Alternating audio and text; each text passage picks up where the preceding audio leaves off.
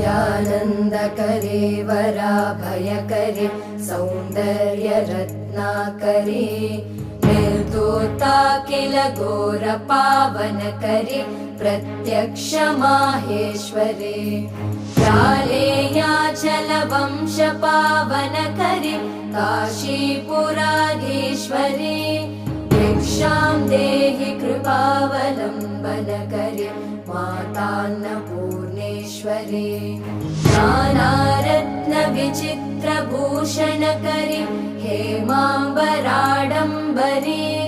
मुक्ताहारविलम्बमानविलसन् कक्षोजकुम्भान्तरे काश्मीरागरुवासिता